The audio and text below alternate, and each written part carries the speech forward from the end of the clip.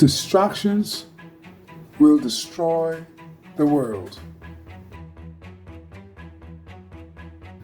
As the world turns, the more things change, the more they remain the same.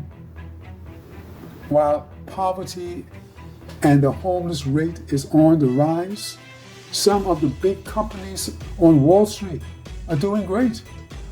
For some, the best in decades, and are advertising job openings and complaining about the difficulty in finding workers. Meanwhile, these big companies are the special interests who create the distractions. On October 22nd, 1955, I left Nassau to join my mother in New York. I was given a letter by the principal of my school, which was run by the Sisters of Charity, to present to the nearest Catholic school to where I was living.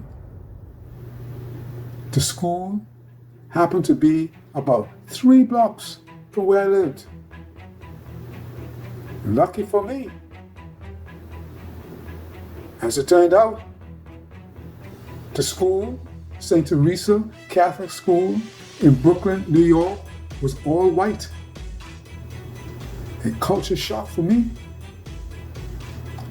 One thing I noticed right away was the women would walk their children to school and hang around for long periods of time in conversation. In most black families where the husband nor the wife had a college degree, they both had to work. And sometimes the husband would have a second job. I met a boy who became my best friend, Kevin Murphy. Lived across the street from Ebbets Field, home of the Brooklyn Dodgers, who had just won the World Series about 2 weeks before I arrived on October 22nd. I was able to meet some of the older guys who were married and their wives walked their children to school. I found out later that most of them were union members.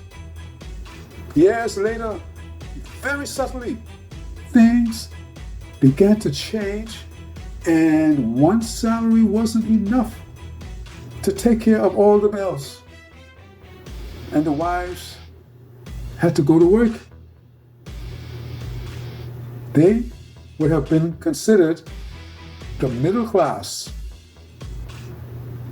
They were tricked into voting against their own best interests by politicians whose campaigns were financed by the big money interest. There was always a distraction to keep them from focusing on their declining financial status. They were led to believe that the biggest problems were crime in the streets, law and order, and that those people were getting too much welfare money and getting into schools they were not qualified to attend. History is now repeating itself.